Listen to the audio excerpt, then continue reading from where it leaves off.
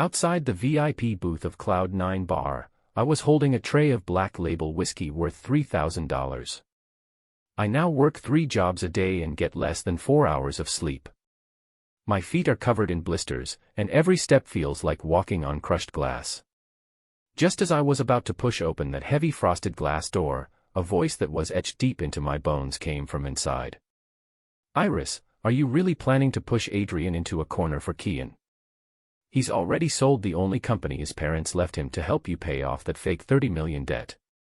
Now he's working side jobs every day like a dog." The one speaking was my wife Iris's best friend, and what followed was Iris's cold, aloof voice, the very voice I once revered like that of a deity. If I didn't do this, how could he possibly let go on his own? Adrian is someone with deep pride deep down. If I didn't make him feel it was his own inadequacy, his own inability to bear the burden of poverty, he would cling to me relentlessly. Only by making him initiate the divorce first could I avoid bearing the stigma of abandoning a childhood sweetheart. A burst of frivolous laughter erupted in the private room. Then, a gentle but eerily effeminate male voice chimed in, "Iris, you've been through so much. Once he signs the papers, the bankruptcy crisis of your Aurelius Capital will naturally be resolved. Then, the hostess of my Paris gallery exhibition can only be you." He is Kian. Iris's unattainable first love from college, a wandering painter in pursuit of the ultimate thrill of the soul. My hand holding the tray involuntarily tightened, my nails digging deeply into the edge of the solid wood tray until my knuckles turned a stark, sickly pale. Inside my chest, it felt as if a rusty, dull blade was violently tearing away, shredding into pieces all the sacrifices, heartache, and even my dignity over the past 3 years. 3 months ago, Iris tearfully told me that Aurelius Capital had suffered a devastating blow, burdened with $30 million in debt, on the verge of liquidation, and even her grandfather was about to be kicked out. I didn't hesitate at all. I sold the tech company my parents left me after their car accident, moved out of the big villa, and stayed with her in a cramped apartment that cost $800 a month in rent. To help her pay off those so-called high-interest loans, I swallowed my pride, delivering food under the scorching sun during the day, hauling cargo at logistics hubs in the evening, and working as a bartender late into the night. I even sold our only wedding possession, that 2-carat diamond wedding ring, to cover her grandfather's medical bills. And now, the truth hit me like a harsh slap right across my foolish face. It turns out that the so-called family bankruptcy was nothing but a drama she staged herself, all for the sake of pursuing thrills of the soul and eloping with her first love. She wasn't bankrupt. She simply thought that I, the man who had been by her side for 20 years, was too dull, and she wanted to use poverty as a soft blade to force me to back off. I closed my eyes and took a deep breath. The thick smell of smoke and alcohol mixed with perfume in the air made me feel nauseous and want to vomit. When I opened my eyes again, the warmth in my gaze had completely shattered, replaced by a dead, icy coldness. I didn't push the door open to pour the drink on her, nor did I launch into a hysterical interrogation. I quietly turned around, handed the tray to a passing manager, took off my uniform, and walked out of Cloud Top Bar in long strides, under the manager's stunned gaze. "Iris, you wanted me to back off on my own. So be it." At 2 in the morning, I returned to that cramped little home. I turned on the light, and there sat Iris on that rickety old sofa. She was wearing a trench coat that seemed ordinary but was actually a high-end custom piece worth millions, fiddling with her phone as she looked down. Hearing the door open, she furrowed her brows slightly, skillfully put away her phone, and in an instant put on the weary and fragile expression she had been performing for 3 months. "Adrian, why are you so late today? The debt collectors called Dad again today. I'm so scared. Am I just a burden to you?" Looking at this face I had loved for 20 years, I felt for the first time that it was so unfamiliar, so nauseating. "Iris, stop acting." I stood 3 steps away from her, my voice as calm as a still lake without a single ripple. Iris froze for a moment, a flicker of panic flashing in her eyes, but she quickly concealed it. "Adrian, what are you talking about? Are you too tired?" I walked over to the table and slammed down the few hundred yuan I had left from delivering food on foot. At that moment, I fully exposed my hands under the dim light, hands that once were slender and had typed code for multi-million-dollar projects. Now it was covered in dense calluses, with several unhealed bloody cuts across the palm, torn by the edges of logistics boxes, and even traces of motor oil that couldn't be washed away still lingering in the crevices of her fingers. And Iris was instinctively pulling her hands back into her sleeves. But I saw it clearly, her hands were flawless white, with freshly done delicate French manicures on her nails, the edges adorned with tiny diamonds. That was Kian's favorite style. "Iris, don't you think it's disgusting to plot against me like this?" I looked at her, enunciating every word. Seeing that her scheme had been exposed, the feigned fragility on Iris's face instantly faded, replaced by a mix of anger and cold indifference at being caught. She slowly rose to her feet, not even bothering to hide the scent of her expensive perfume. "Since you already know, there's no point in hiding it anymore." She let out a cold laugh, crossed her arms, and looked down at me. "Adrian, we've long lost that spark between us. All you do every day is work and earn money, like an emotionless machine. Life needs passion, needs a soul connection, things you can never give me. I put on this act just to save you some dignity, to let you back off gracefully. Leaving me with dignity." I laughed in fury. For the sake of her so-called dignity, I crawled at the bottom of society like a dog for 3 months. Kian's soul is noble, so I need to sell my parents' inheritance to support him, right? I stared intently at her. "That was your choice." Iris raised her voice, trying to cover up her guilt. "Adrian, don't make yourself sound so great. Even if you sold the company, so what?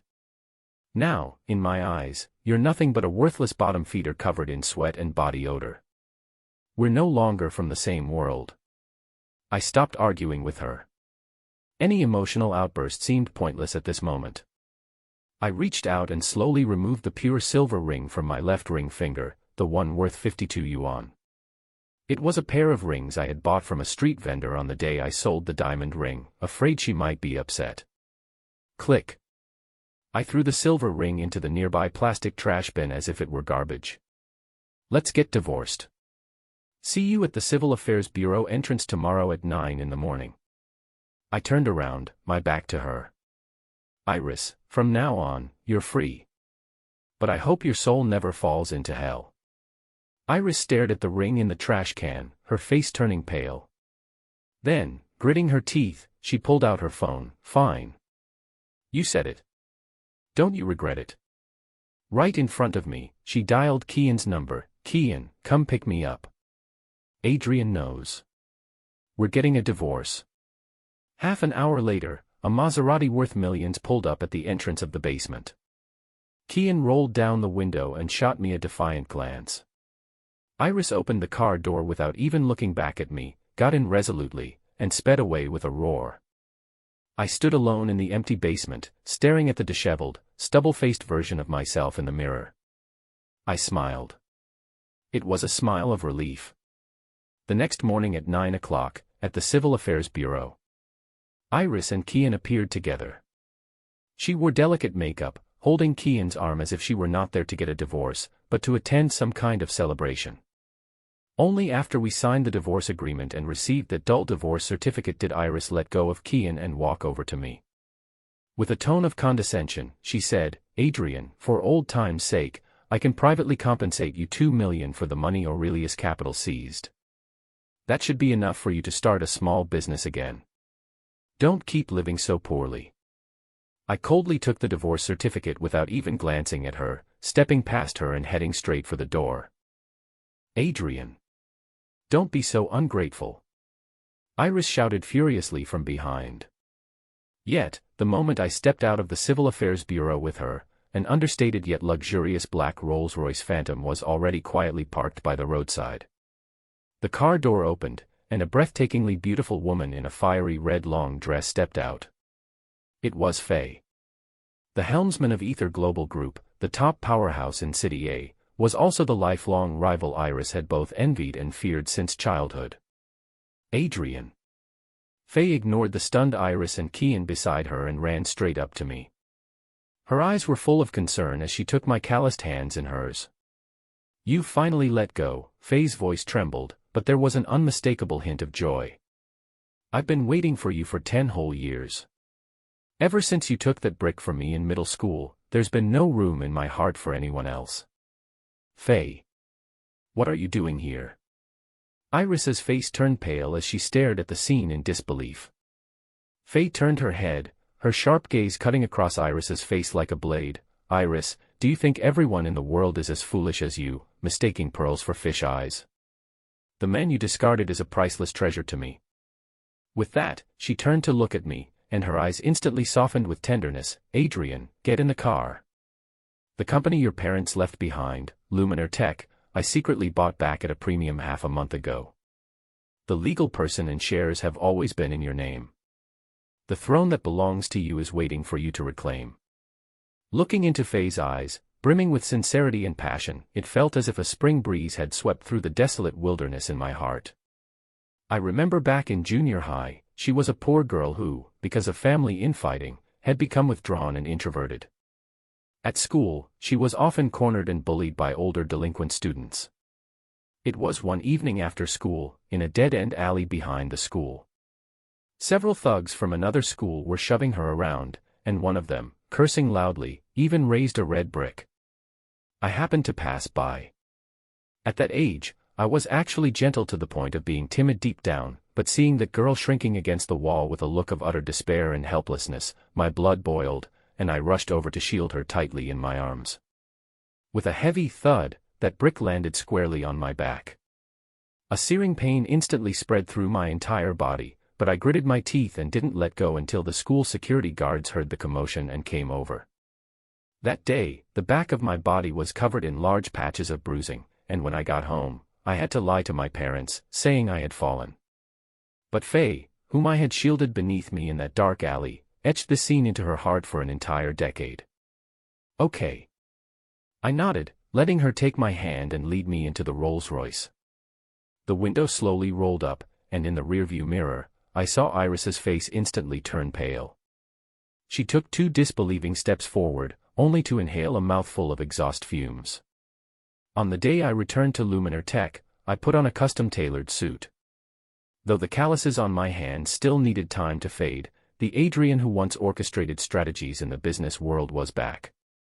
Because the debt Iris had forced me to pay off actually all flowed into the overseas accounts she and Kian had secretly set up. With Faye's assistance, I utilized commercial law and anti-fraud provisions to directly apply to the court for asset freezing and recovery.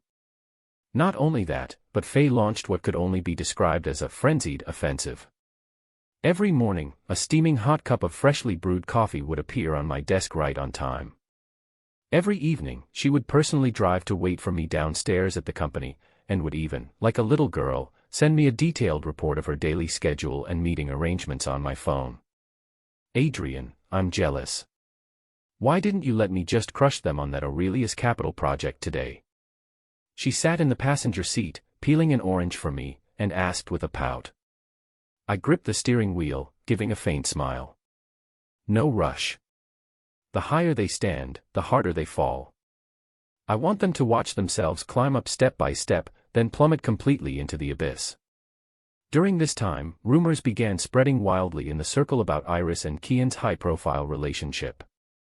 Kian hosted a grand art exhibition, and Iris proudly presented herself as his soulmate in front of the media, basking in the limelight.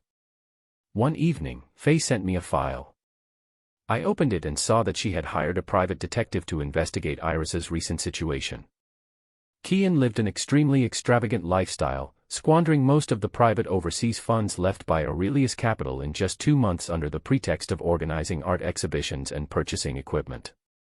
The late-night transcript attached in the materials clearly records that when Iris, exhausted from looking at the bills, urged Kian to be more frugal since his overseas slush fund was almost gone. Kian suddenly smashed his palette in a fit of rage, accusing Iris of becoming as vulgar as Adrian, that sweaty businessman, and scolding her for humiliating his noble artistic soul with a few bills. Reading this, I let out a cold sneer. Even more ironic was the investigative video that followed. Iris had a fever of 39 degrees from a cold, her face deathly pale as she lay on the sofa, tearfully begging Kian to pour her a glass of water. In the center of the scene, Kian was leisurely holding a glass of red wine, painting on the canvas without even turning his head. He only sneered in disgust, telling her to take medicine herself if she had a fever, and not to whine and disturb his creative inspiration. He even deliberately brought up how well Adrian used to take care of her, sarcastically questioning why she couldn't even handle basic self-care after he left. The last page of the file contained the investigation results from 3 days ago. At that time, Aurelius Capital, under our siege, had its overseas accounts restricted. In the mall, Kian, unable to process a payment for a custom-tailored suit, completely tore off his disguise in public. Without any grace, he violently pushed Iris down onto the cold floor tiles. He sneered fiercely, mocking her for acting as if she were so devoted. Frankly admitting that from the very beginning, he had been with her only for her family's money and to hold an art exhibition in Paris. Without her status as the young lady of Aurelius Capital, he wouldn't have bothered to chat with her every day about those boring arts and poems. Finally, he ruthlessly taunted her for mistakenly believing she was some aloof, untouchable fairy. After seeing all this, I felt not a ripple of emotion. In fact, I found it somewhat absurd. But for Iris and Kian, the abyss had only just begun. 2 months later, at Faye's 25th birthday banquet, the elite of City A gathered in full attendance. As the CEO of Luminar Tech and Faye's only male companion, I stood in the center of the ballroom, dressed in a custom-tailored deep black suit. After 2 months of recovery, the scars on my hands have fully healed, and I now exude a calm, cool, and noble demeanor. At the climax of the banquet, the music gradually faded. Faye's cheeks flushed slightly as she lifted her hem and walked up to me. In her hand, she held a bouquet of handmade paper roses, the same kind I casually folded for her back in junior high. Adrian, today, in front of everyone, I want to ask you. Adrian. You can't agree to her. A shrill and piercing scream suddenly tore through the romantic atmosphere. The banquet hall doors burst open as Iris rushed in, wearing a slightly wrinkled gown with her hair disheveled. Her eyes were bloodshot, and she looked utterly deranged. Under the shocked gaze of everyone present, Iris charged at Faye like a madwoman, raising her hand to slap her. Faye! You shameless vixen! You're stealing my men! Slap! The crisp sound of a slap echoed through the hall. But it wasn't Faye who was hit. I stepped forward and delivered a solid slap across Iris's face. The force was so great that it sent her tumbling onto the red carpet, with a trace of blood seeping from the corner of her mouth. Adrian, you hit me. Iris covered her face, looking at me with shock, despair, and pain. You actually hit me for that woman. We've been together for 20 years. I shielded Faye behind me, looking down at Iris on the floor with eyes as cold as if I were staring at a corpse. Iris, this is Faye's family dinner, and there's no room for you to throw a tantrum here.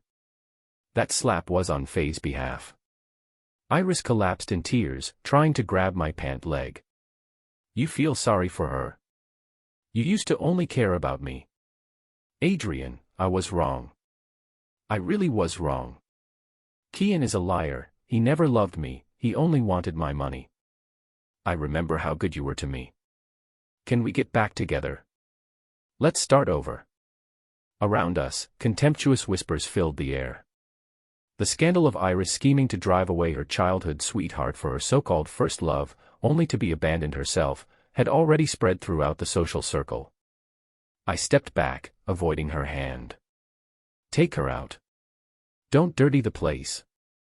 The security guards rushed in immediately, ignoring Iris's struggles as they dragged her out like a dead dog.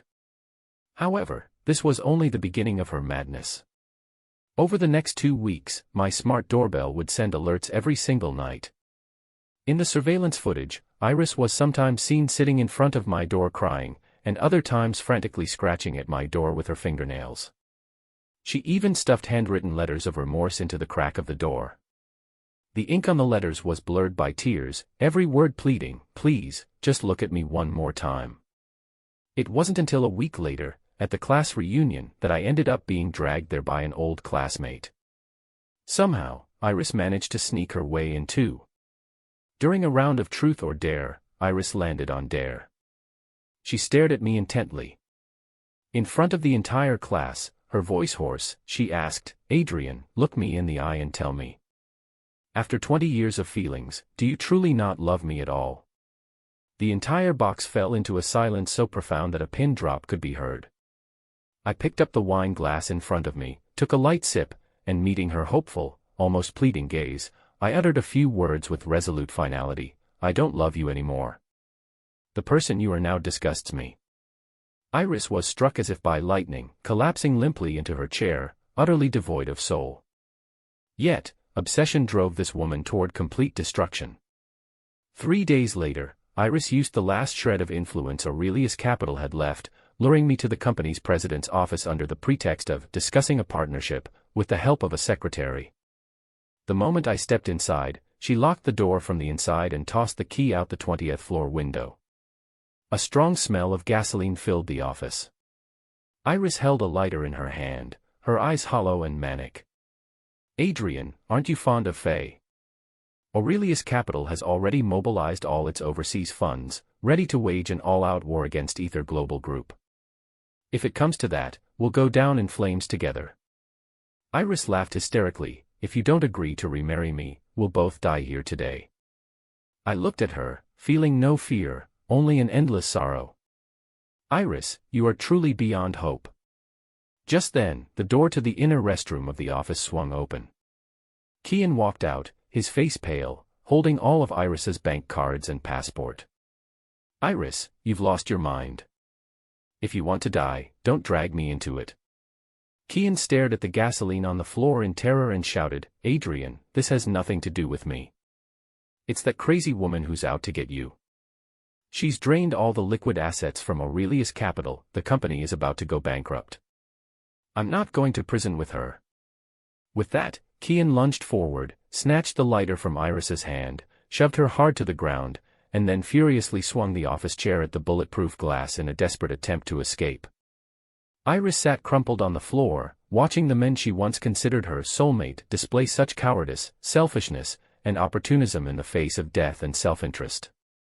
In that moment, the last glimmer of light in her eyes was completely extinguished. The door was eventually forced open by the bodyguards I had arranged downstairs. I brushed the dust off my suit, without even sparing a glance at Iris, who was kneeling on the ground like a withered figure, and strode out of the building. Iris's reckless actions had thoroughly hastened the downfall of Aurelius Capital. Because she forcibly drained Aurelius Capital's liquidity to target Ether Global Group. This caused a sudden capital chain rupture in many of Aurelius Capital's ongoing projects. Faye and I fanned the flames from behind, rallying all of Aurelius Capital's former competitors to launch a devastating siege against it in the market.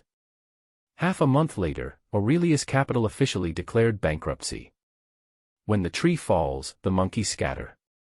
The day before Aurelius Capital went bankrupt, Kian made off with the last bit of Iris's private savings and fled abroad. However, as soon as he landed in Paris, he was sued by the legal team I had arranged on charges of cross-border fraud and money laundering. He was arrested by French police right at the airport, and a long prison sentence awaits him. Iris, on the other hand, suffered an even harsher fate.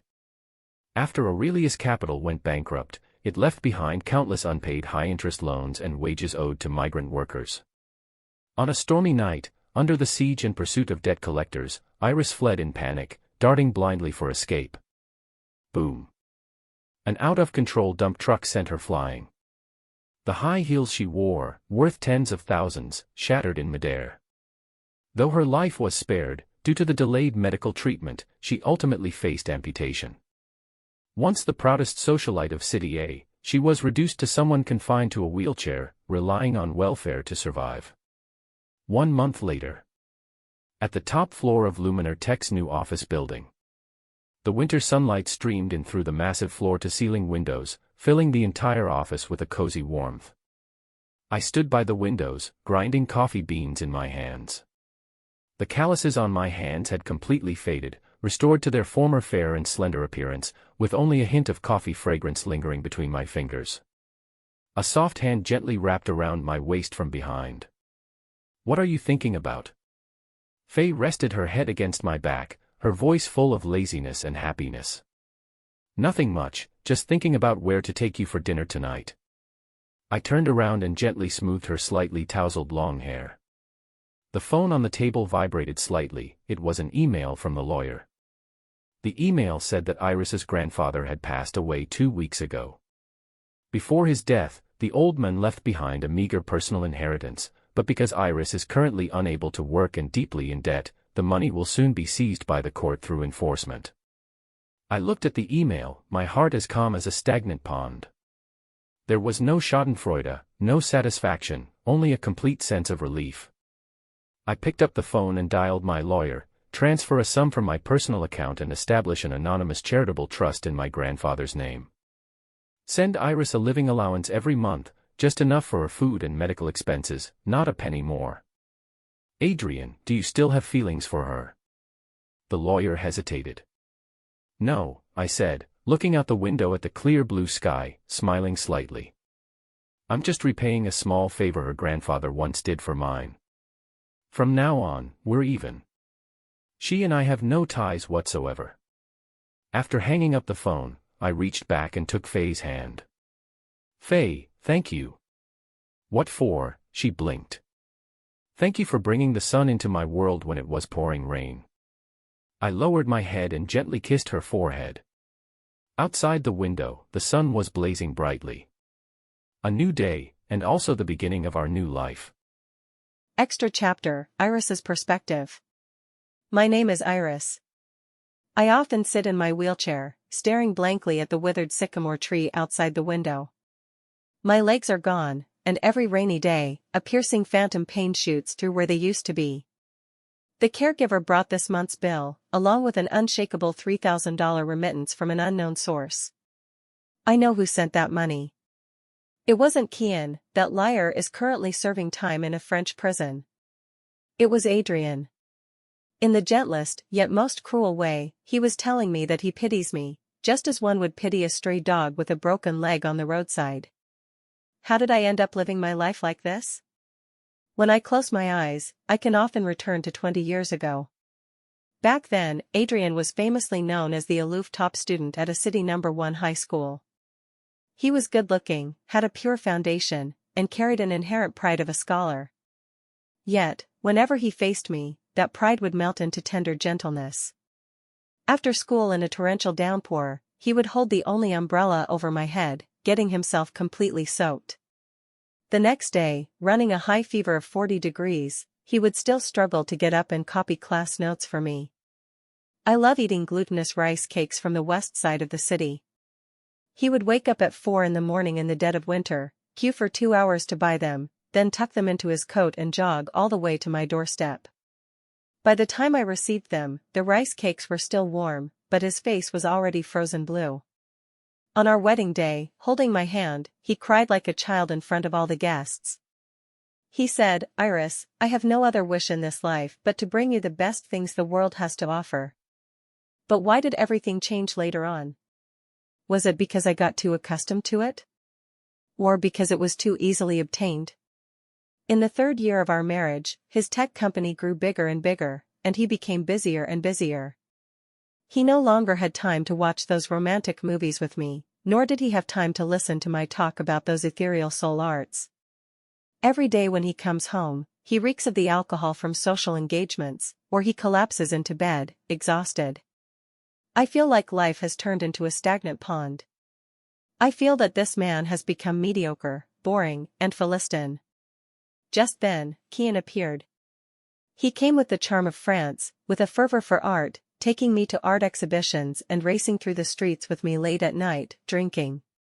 He said I was his muse, that my soul was radiant. I became obsessed. I believed that was true love, the soul-stirring thrill that Adrian could never give me. But I had my pride. I was a wealthy heiress, I couldn't bear the stigma of cheating within my marriage or abandoning my lawful spouse. So, I instigated my father to orchestrate that family bankruptcy scenario ourselves. I thought that when Adrian saw the 30 million in debt, he would surely back down and be the one to initiate the divorce. But I underestimated his love for me, and I also underestimated his pride. He did not back down. He sold his parents' only inheritance, the luminar tech he cherished as his life. When he handed me the check for 30 million, his eyes were full of determination. "Iris, don't be afraid. With me here, the debt will be paid off." At that moment, a flicker of panic and guilt passed through my heart, but it was quickly overwhelmed by my fervor for Kian. I continued to cold-shoulder him, continued to disdain him.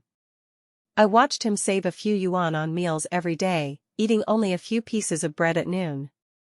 I saw his once slender, beautiful hands, the same hands that had typed code for million-dollar projects, now covered in thick calluses, with grime in the cracks that could never be washed away. Back then, I only felt that he was becoming more and more pathetic, more and more unworthy of me. Until the day he said divorce. When he calmly threw that $52 silver ring into the trash. When he looked at me with that cold, stranger-like gaze, my heart suddenly felt a hollow ache. Later, I saw him get into Faye's Rolls-Royce. Later, I saw him put on a suit again, standing at an unattainable peak, even more dazzling and noble than before. But Kian, who was by my side, began endlessly asking me for money. He stopped talking about art, started cursing me out at the slightest provocation, and even left me alone by the roadside late at night. I had a fever of 39 degrees from a cold, crying as I called Kian, but he just hung up impatiently, saying I was disturbing his creative work. At that moment, I suddenly missed Adrian like crazy. I miss Adrian, who used to boil ginger cola for me late at night. I miss Adrian, who used to hold my feet in his arms and rub them. I miss the Adrian who once gave me the whole world. I begged him to get back together. I stood in the rain outside his apartment. I acted crazy at his birthday party. But the way he looked at me no longer held any warmth. He said, "The person you are now disgusts me." In that moment, I realized that some wounds, once inflicted, can never be healed. The more he once loved me, the more ruthless he became once he came to his senses. I sat in my wheelchair, staring at my broken body in the mirror, tears washing away the foundation on my face. I understand now. I finally understand completely. In this world, there has never been such a thing as an ethereal soul resonance. The man who was willing to set aside all his pride for me and carry the weight for me through the mud, he is the only soul in this world who truly loves me. But I woke up too late. A belated wind can never wake a flower that has already withered. Adrian, if there is a next life, I promise I'll be good and never lose you again. But I know, in this life, and the next, there will never again be someone named Iris in your world.